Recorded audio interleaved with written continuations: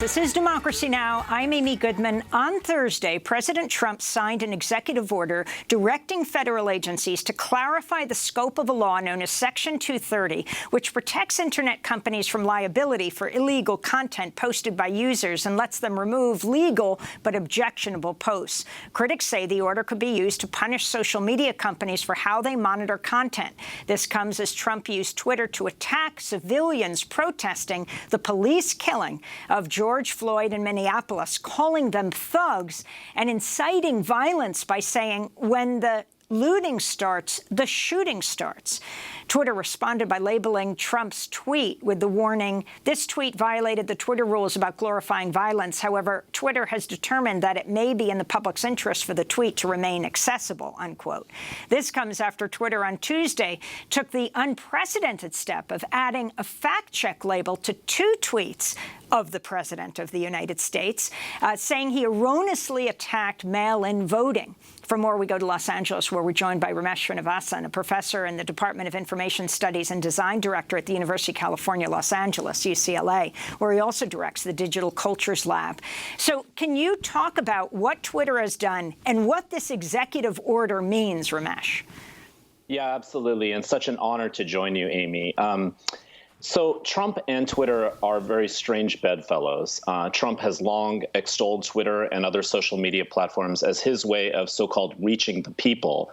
He has over 80 million Twitter followers. So in this particular case, what we see is Trump being personally affronted by Twitter actually enacting something that it warned us it would do, which is actually labeling some of Trump's tweets. That's not a violation of his freedom of speech. That's actually labeling some of his tweets because they are indeed misleading. Trump has prospered through his use of social media and its attention-hoarding algorithms to basically disinform and misinform people. As we know, and you've reported for such a long time, Amy, conspiracy theories and the politicization, for example, of the coronavirus are all occurring online algorithmically in ways that support Trump's agenda.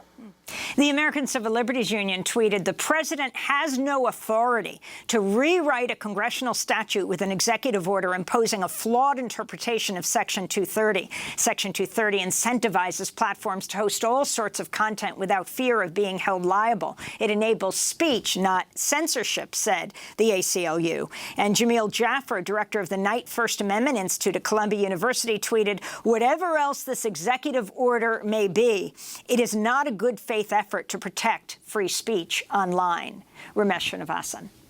Absolutely, that is true. However, what Trump has done is actually raise a question that I think we all need to get around, which is really the question of how it is that our online media companies, which are the gateways to all things journalistic, have been able to get away with simply publishing all of this content, because they are indeed publishers and they're monetizing all sorts of journalism without any oversight or regulatory activity. And that's why it's extremely important to intervene on every level possible for the public interests, particularly at a time of pandemic, to ensure that actually public interest in internet that was originally funded by public taxpayer money, where all the benefits and value and profits and so on have been privatized. So I think it's very important that we actually revisit Section 230 in the image of people's interests and public power. Otherwise, we see these conspiracy theories that are politicizing a situation where 100,000 people have died and not really allowing us to come together in the way we really, really need to as Americans and people across the world. So the New York Times ran an article with the headline, Trump's proposed order on social media could harm one person in particular, Trump. How has Trump himself benefited from the Section 230 policy? Also, if you can talk about the lawsuit that tech companies could bring and what this all means, especially as we lead into this election in November, if in fact it takes place.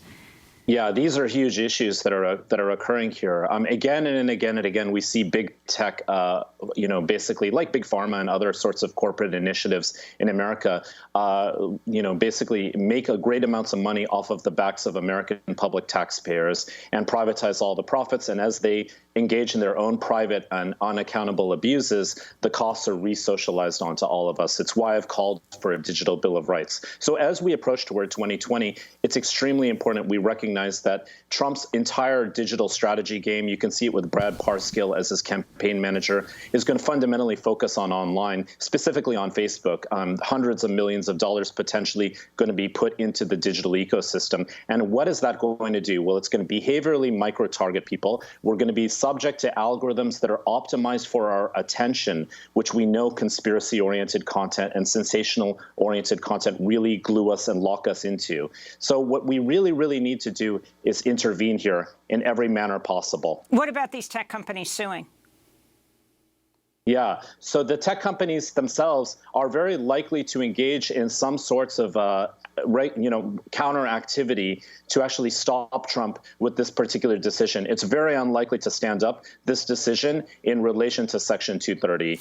It's very unlikely that Trump's executive order will stand up in the courts. So in that sense, it's a distraction, but it points us to the real issue, which is private power dominating public interests involving technology. Could Twitter delete Trump's account? Twitter could potentially, but I don't think they're going to engage in that task. I think what they're actually going to do is continue to label his tweets in this particular way, but we're going to see continued backlashes accordingly as well.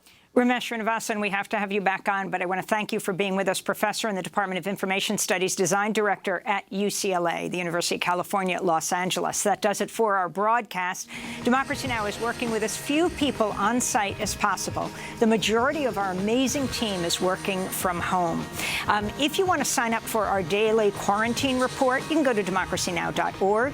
Democracy Now! Is produced with Renee Feltz, Mike Burke, Dina Guzder, Libby Rainey, Nermeen Sheikh, Carla Wills, Tammy Warnoff, Tarina Nadura, Sam Alcoff, Tamarie Astudillo, John Hamilton, Robbie Karen, Hani Massoud, Adriana Contreras, Maria Taracena. Our general manager is Julie Crosby. Special thanks to Becca Staley, Miriam Barnard, Dennis Moynihan, Paul Powell. I'm Amy Goodman. Thanks so much for joining us.